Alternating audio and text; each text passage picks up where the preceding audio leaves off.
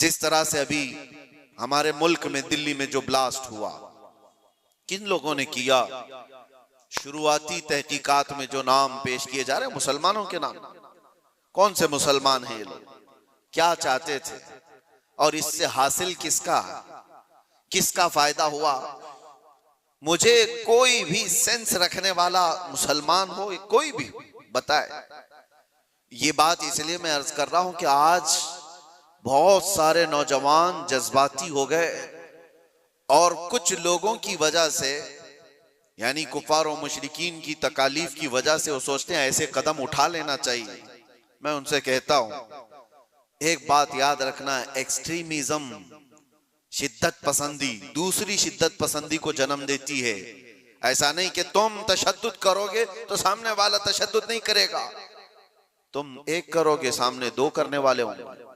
तुम दो करोगे, चार की शिद्दत और हो जाएगी। ये हल नहीं है दुनिया में।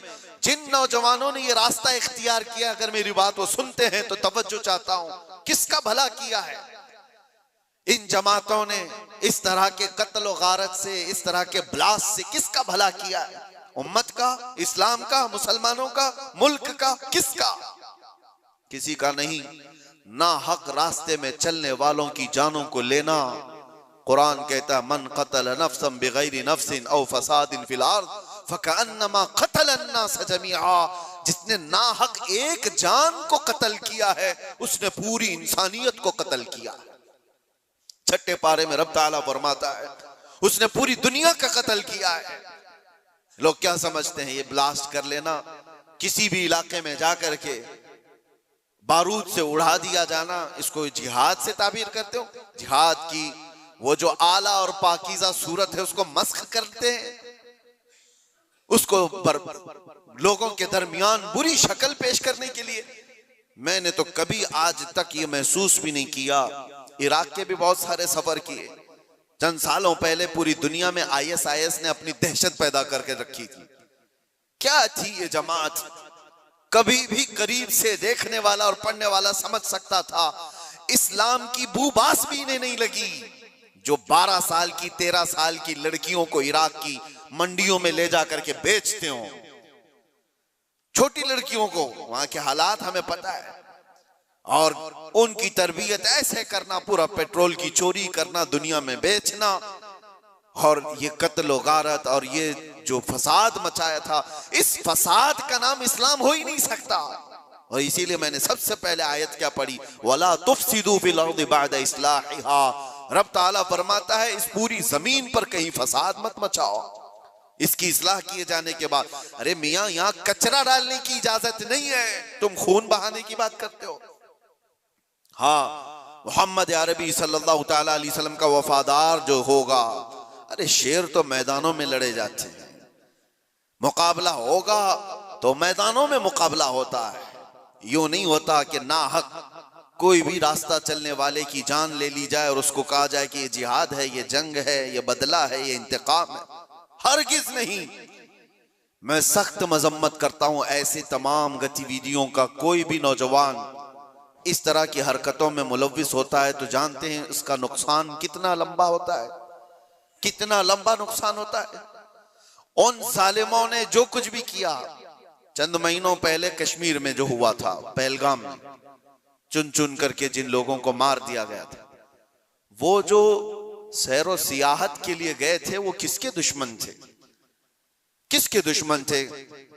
जिनको उन्होंने पकड़ पकड़ करके नाम पूछ करके मारा, वो किसके दुश्मन थे? क्या इस्लाम के दुश्मन थे, मुसलमानों के दुश्मन थे, या तुम्हारे कुरान हदीस किसी की दुश्मनी की थी जिनको पकड़ के मारा गया? क्या इस्लाम में इस बात की इजाजत है कि कहीं पर भी कोई घूमने आए और उसको मार दिया जाए?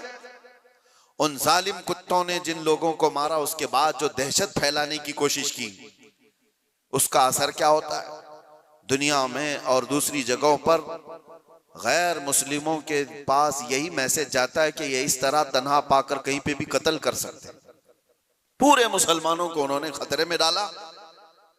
आज जो हुआ इसका भी असर वही होगा जो 9/11 के बाद हुआ था। आपको पता है 2001 में अमेरिका के अंदर जो बिल्डिंगें गिरा दी गई थी जिसमें 3000 लोग करीब मारे गए थे, वर्ल्ड ट्रेड सेंटर पर जो हमले हुए थे, उसकी तहकीकात हुई। उसके बाद फिर कई सालों के बाद अफगानिस्तान से जिम्मेदारी कबूल की एक जमात ने कि इसको हमने किया, लेकिन उसका असर क्या हुआ जानते हैं? तकरीबन 11-12 साल तक उस शहर में ऐसे हालात हो गए थे कि मुसलमानों का जीना तंग हो गया था। कोई देखना नहीं चाहता था किया किसने, लेकिन कसूर भर कौन रहा है। इसलिए मेरे अजीजों, कोई एक नौजवान अगर ऐसी हरकत करता है, अभी जैसे तहकीकात में ये बात आती है कि ये डॉक्टर पेशे से ताल्लुक रखने वाले लोग थे, शुरुआती तहकीकात ये बता रही है कितना अजीम पेशा था जिसको इख्तियार किया गया। ये बातें मैं इसलिए कह रहा हूं कि बहुत सारी जगहों पर हो सकता है कि पॉलिटिकल बनाया गया हुआ कई जगहों पर होता है, लेकिन मैं ये जानता हूं ये चीजें जो ये हरकतें हुई हैं, रियल कुछ लोग इसमें मुलव्विस होते हैं, क्योंकि जेलों में मैंने देखा है पुलिस एटीएस सबको यूं ही उठा करके नहीं भर देती, इनके हालात होते हैं, हमने खुद देखा है, इनसे बात भी किया है। एक बात मैं आपको बता देता हूं, पुलिस से तो वो अपना जुर्म छुपा सकता है, कैदियों में आपस में तो अपना जुर्म बताता ही है, क्या क्या किया था हमें पता है, क्या क्या प्लानिंग किए जाते थे। पहले हम भी यही समझते थे कि ये सारा का सारा फेक होता है, मुसलमानों को फंसाने के लिए किया जाता है। नहीं, सब फेक नहीं होता, कुछ मुलव्विस होते हैं, प्लानिंग में इस तरह के शरीक होते हैं। अब मैं नहीं जानता कि वो किस तरह के मुसलमान हैं जो इन चीजों में मुलव्विस हो जाते हैं, उनको कौन डाइवर्ट करता है, कौन फंडिंग करता है। ये सब हुकूमत के और डिपार्टमेंट के काम है कि इन लोगों को अमन को नुकसान पहुंचाने वाली ऐसी हर चीज को वो रोकें। इसका असर अब क्या होगा? क्या हमारे बच्चे जो डॉक्टर बनना चाहते हैं वो किसी भी कॉलेज या यूनिवर्सिटी में जाएं तो क्या उनको शक की नजर से नहीं देखा जाएगा? ये भी डॉक्टर बनकर के कहीं ऐसा ब्लास्ट तो नहीं करना चाहता है? उन जालिम कुत्तों ने अपनी हरकतों से कितने बच्चों की जिंदगी को दांव पे लगाया है, और फायदा किसका किया है? किसका फायदा किया? मैं महसूस करता हूं मेरे अजीजों, ये अगर इस्लाम का नाम लेकर के या बदला लेने की बात करके इस तरह की हरकत करते हैं तो आपको अंदाजा है कल अगर उस इलाके में मैं होता या आप भी होते तो भी उड़ गए होते ना, मर गए होते हैं। उन्होंने किसी को नहीं देखा है कि चलने वाला कौन है, क्या है। क्या यही इस्लामी जंगों का निजाम है? क्या ये रसूलुल्लाह सल्लल्लाहु तआला अलैहि वसल्लम की तालीमात का कोई एक हिस्सा है? सुनो, मेरे आका सल्लल्लाहु तआला अलैहि वसल्लम प्रॉपर जंग में भी जब भेजते थे तब भी सहाबा को फरमाते थे, रास्ता चलते हुए कोई बैठा हुआ आदमी हो तो उसकी तरफ तलवार नहीं उठाना। मेरे आका सल्लल्लाहु अलैहि वसल्लम, ये तो जंग की हालत भी नहीं है अभी हमारी, कहीं जंग की हालत में है हम लोग? जंग की हालत में नहीं, प्रॉपर जंग जहां हो रही होती वहां के लिए भी मेरे आका फरमाते कि वहां के बूढ़ों के साथ कोई बदतमीजी ना हो, औरतों के साथ लड़ाई ना हो, हामिला औरत है तो उसको छुआ ना जाए, उनको कैदी नहीं बनाया जाए। और ये तो छोड़े, नबी पाक सल्लल्लाहु अलैहि वसल्लम अपने सहाबा को जब भेजते तो ये भी तालीम देते कि जिस इलाके में जा रहे हो उनकी जो भी इबादत गाह है, इबादत गाह को तोड़ फोड़ नहीं करोगे, वहां के दरख्तों के पत्ते नहीं उखाड़ोगे, जो तुमको मारने की कोशिश किया उसके साथ तुम्हारी लड़ाई होगी। ये निजाम था। और यहां बैठे बैठे किसी को उड़ा देना, इस्लाम से कोई, मेरी इन बातों को कुछ लोगों तक मुझे पता है पहुंचती होंगी और वो शिद्दत पसंदी में कहते हैं कि शायद ये भी यहाँ की मसलहत पसंदी और हिकमत पसंदी के एतबार से बात कर रहे होंगे।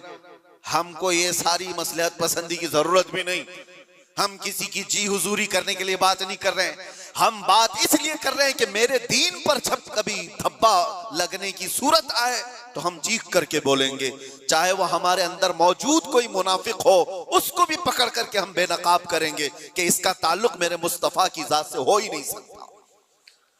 इसलिए हमें बोलना जरूरी है, चाहे वो इस्लामी नाम से कोई मुल्क भी हो, पाकिस्तान, अफगानिस्तान, इराक, शाम, कहीं पर भी पनपने वाले, हम सबसे पहले टटोल करके देखेंगे तुम्हारे चेहरे को देखकर, तुम्हारी दाढ़ी को देखकर, तुम्हारे जुब्बे कुब्बे को देखकर, तुम्हारे निजाम हुकूमत को देखकर हम ये नहीं समझ लेंगे कि ये खलीफा आ गया है, ये इस्लाम का बोलबाला आ गया है। सबसे पहले हम टटोल करके देखेंगे कि इसकी सीरत सिद्दीक़ अकबर से मिलती है या नहीं, फारूक आजम से मिलती है या नहीं, उस्मान और अली से मिलती है या नहीं, इसकी तालीमात में मेरे मुस्तफ़ा का इश्क झलकता है या नहीं।